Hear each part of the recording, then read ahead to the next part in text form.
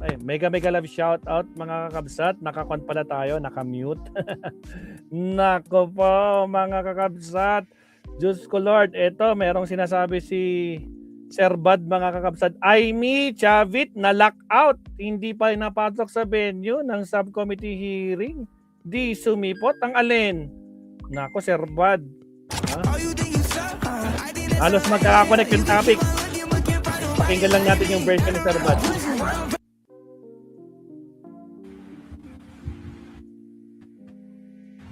Sir Bad, pasok. Yeros. Dito tayo ulit sa kwarto dahil nawala tayo ng signal kanina sa Bad office dahil kumukuha lang tayo sana ng signal sa first floor, pero kahit may booster, kahit may net, yung data net, yung tinatawag nila, nawawala pa rin ang signal pagdating sa fourth floor. Meron sana tayo bagong linya nilagay doon na PLDT, yun naman ang nawala. Kaya dito muna tayo. So yun, may update na tayo sa fake Blue Ribbon Subcommittee hearing, at ang latest dyan ay umiiyak at sumisigaw pa sila Aimee Marcos dahil hindi sila pinapasok doon sa venue. RGM Events Place. So hanggang sa gate lang sila. At galit na galit sila Aimee. Panggigipit daw ito, panggigipit, hanggang gate lang sila. Hanggang pasilip-silip lang sila sa loob ng events venue. So anong ibig sabihin nito? Na natakot na sila Alan Peter Cayetano dahil matanggal na sila bukas? Ayaw na nila gawin ng mga illegal pa, or natakot sila sa kaso na usurpation of authority tulad ng sinabi ni Melvin Matibag na magpapile laban sa kanila, or natakot rin sila sa Malacanang kung matanggal si Alan as as Senate President bukas, mas lalong liable na siya sa lahat na mga ginawa niya na kriminalidad diyan sa Senado. Lahat ng pambabastos, pati paninira ng propriedad diyan, at pagpatakas kay Bato de la Rosa, pag-harboring a criminal, lahat ito ng mga kaso nito babaksak kay Alan Peter Cayetano at mga kasamahan niya. Alan ngayon. Kaya baka pati si Alan hindi na sumipot. Bakit si Aimee at saka si Chavit Singson lang ang umapir? At wala rin nakita ng anino ng 14 Marines or 18 Marines, kuno Marintes o 14 or 18 magnanakaw. Sir Bad, wala rin doon 18 si Marintes. Pero sabi nila Aimee, maghahanap daw sila ng bagong venue. So good luck. Baka doon sila gagawa sa napadlock na hotel ni Mike Defensor. Baka may mga babae pa doon. So i-play natin ito mga kaganapan kanina. Diyos ko po, Rudy. Napadlock talaga, attorney. Ay, Sir Bad. Dali. Ay, sa mga di pa nagla-like dyan, like and subscribe tayo. Si Aimee muna. Ang laki naman ng pad mo, Sir Bad. Parang TV na. Ang laki Ay, sorry. Ano ba yan?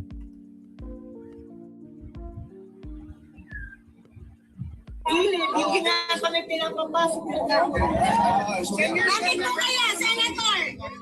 Senator, bakit kaya ayaw kayo papasukin? Dali, volume. Ay. Dali. Sana yung speaker natin para klaro-klaro. Dali, ha? Fast forward. Habang kinakabit yung speaker.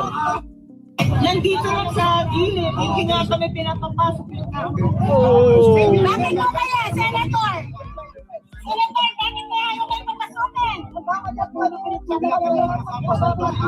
Senator, ba't kayo kayo papasukin? Pero Matutuloy daw ang PRC hearing. Matutuloy daw. Kasama kayo mga tulad ng bisita natin. Ayun naman nagdadala ng katulungan dito. Maayos dito ha. Nandito lang sa gilid, hindi nga kami pinapapasok. Bakit mo kaya, Senator? The scene wasn't... Ang isa lang maisip ko dyan at least ngayon naramdaman na niya yung epekto ng panggigipit kasi ganyan naman ang ginawa ng tatay niya nung martial law, si former President Ferdinand Marcos, at ganyan rin ginawa sa atin ni Duterte nung time during the COVID pandemic. Lahat ng panggigipit ginawa sa lahat ni Duterte. So ngayon, at least na-experience yan ni Amy Marcos. Ito naman, si Chavit Singson na Puro may kaso. May kaso. Arestado. CDO Homestyle Chili Garlic Corned Beef. Mga kabsat, sa mga bagong pasok, shoutout po sa inyo. Again, huwag kalimutang mag-like and subscribe.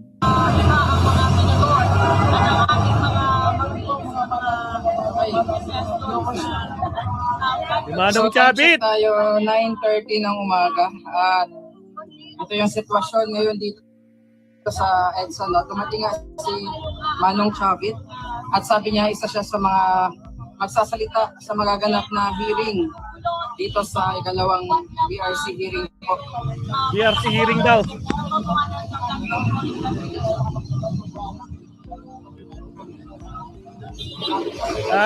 BRC hearing daw. Kapsat, Makwan, shout out. Ang init-init dyan. Galing pa naman sa parlor si Amy. Ang init-init. Pagkatapos, andyan siya. Nandun lang sila sa labas. Sa parking area lang. Sa entrance lang. Hindi naman sila pinapasok sa loob ng compound. Hanggang gate lang sila lahat.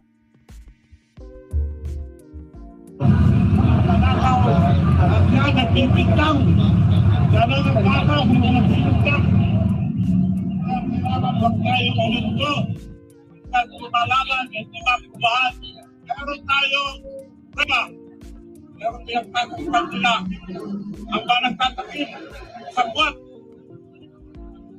Kailangan sama-sama tayo lahat para malaman ang katotohanan. Paniwalag kami nakuha.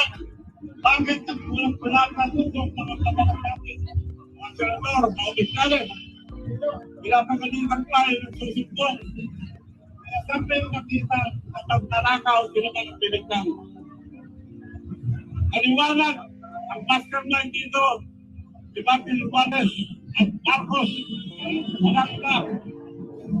Meron na rin prueba na sila nagtatakaw ng mga bayan. Ayan, thank you. May update, Kabsat, may update. CRH. Nakikita dito sa video, mga kakabsat, pinaalis na yung mga marites. Wawa naman. Ito, pakita ko sa inyo. Kanina, nandun yung mga marites, ha. Wait lang, Sir Bad. Isingit ko lang to, ha. Ipakita ko lang sa mga kasama natin. Ito po yung latest, mga kakabsat. Diyos ko po, Rudy. Ito po. Latest, mga kakabsat. Ito, nawala na yung mga marites.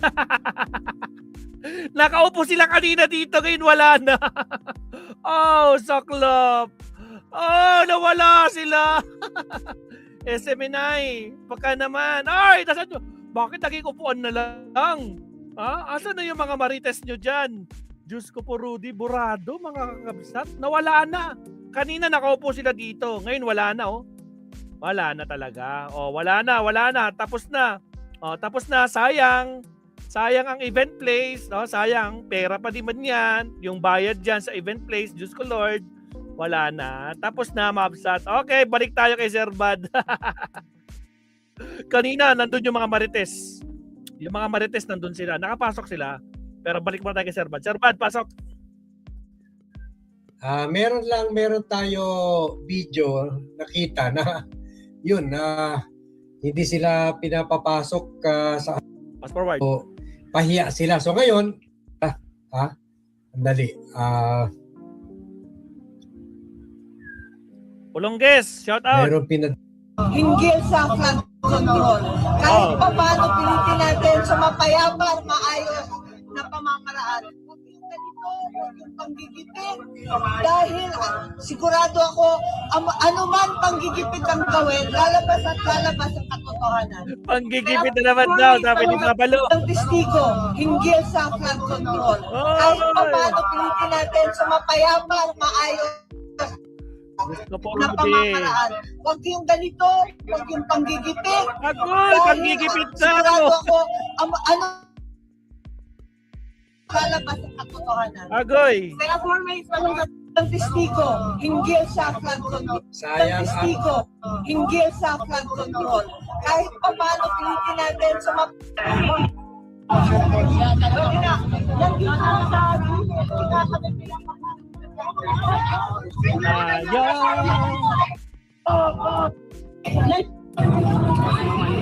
Ano nga eh. Hanggang ito ang scene eh. hinggil sa Ito ang scene. Makita nyo na lang paano kainit yung lugar na yan. Nasa labas lang sila.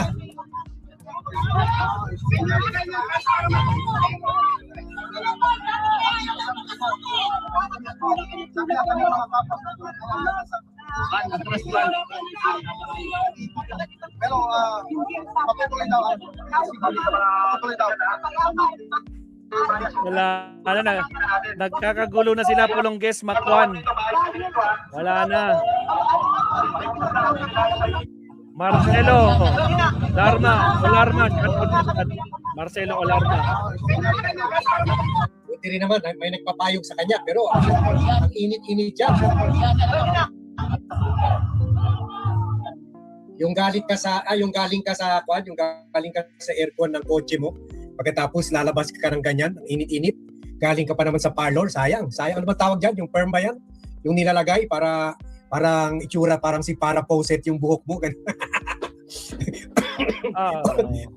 Old generation talaga ha. Sa lahat ng artista, si Foro para poset pa ng $1 million man.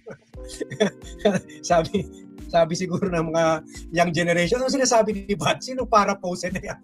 Agoy. Kasi parang ganun ang buhok ni Amy eh.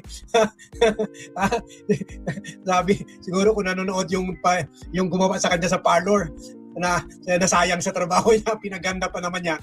Akala ni Amy na nasa aircon na lugar, diretso sa aircon na lugar, pagkatapos ready for the camera na siya, and then andito lang pala sa tabihan ng EDSA, tabi ng traffic at tabi ng kwan, tabi ng bao dyan sa mga daan sa EDSA eh. Ito nga, nagwawala na yung mga DDS. Oh. Wala, cancel. Nandun sa loob yung ring. Kaso wala na ngayon. Nasa wall ko, Kapsat. Nasa wall ko yung video ng kaso SMNI kasi SMNI. Nagka-copyright ako SMNI. Pero nasa wall ko.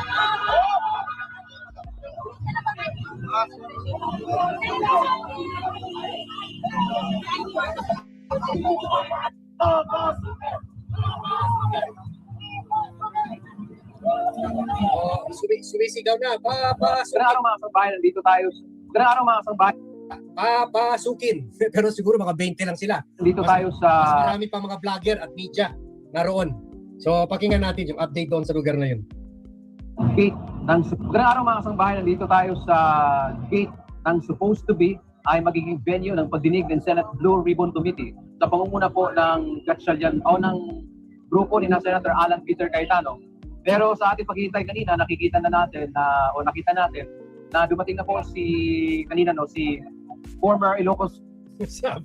sabi ni Donna Chavez, sa daming retoke, parang si Lee Major na daw si Amy. Okay, parang si Lee Major niya. Naalala nyo ba kung sino yan?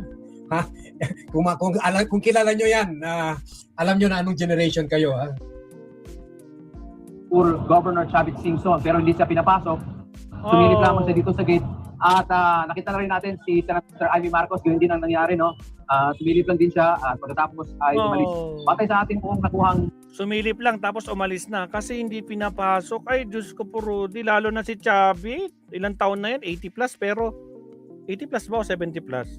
Pero, ay, Diyos ko, Lord Rudy. Ha? Tandaan nyo, may kaso yan ha, si Chavit. initial information, cancel daw yung pagdinig ng Oh. Senate Blue Ribbon Committee ng Oh! grupo ni na Senator Alan Peter Cayetano. Sa ganyan, Oh! yung may mga supporter dito yung Cayetano Block na gusto nilang ang Hindi lang tabi EDSA, pero kung makita nyo, may creek, oh. May creek, nakahirap sila sa creek. Ang baho niyan! Ang baho niyan! And then dyan pupunta si Amy. May mga balita nga si Imelda daw noon, kung wari, naghalubilo sa mga mahirap, pero pagbalik sa mobile home niya, yung parang, yung van niya na parang bahay na, parang halos nagsha-shower na daw sa alcohol. Baka yan rin ang gagawin ni Amy, pagbalik sa kotse. Mag-shower na sa alcohol at magpalit ng damit. pasok sa loob. Nakipag-usap na sila dito sa mga kumbagang caretaker ditong venue. Subalit wala pa kanina, mga ilang oras na rin ang paghihintay ay hindi pa sila binubuksan. So sa ngayon po, nakita nyo marami ng mga, pakita mo doon. May mga tawanan po ng Philippine National Police na naka-deploy. No? Pagkakalam natin, maaga sila dito na magsisecure sa lugar para dito sa inaasahan na pagdinig ng pumite May creek, na oh. Senator Alan Peter Cayetano. Creek. Pero yun nga, wala pang dumating.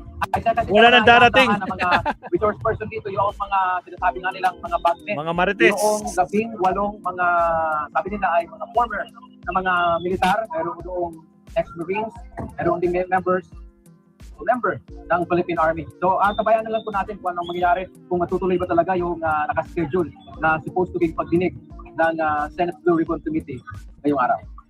Magandang araw mga kasangbahay, nandito tayo sa Kawawa naman kayo. Kayo rin ngayon para na-lockout. Dati ni-lockout nyo si Melvin Matibag. Ngayon, kayo naman na-lockout sa venue. Ang problema, wala ba kayong group chat? Nahirapan na si Amy, nagising ng maaga para pumunta sa parlor. Yung pala, masisira lang beauty niya sa araw. Oy, thank you po Thank you po, Lima. Sabi niya, balyo na si Manong at Manang. Teka, ano nangyari? Di sila pinapasok. Bakit? Walang explanation eh. So ibig sabihin na dalawa lang yan. Either may natakot yung May interview si yung Erwin may-ari ng Tulfo. venue at kinancel yung reservation at the last minute binalik yung reservation fund o kaya hindi sila nagpa-reserve. Wala nagbayad. Wala nagbayad. Or yun, ang very plausible explanation, meron siguro tumawag dito galing sa Malacanang o sa PNP. I-rate namin yung lugar mo. Oy, si Paul na-offend. Sabi niya, bat naman. Paborito ko kaya yan, si $6 million man. Hindi ko sila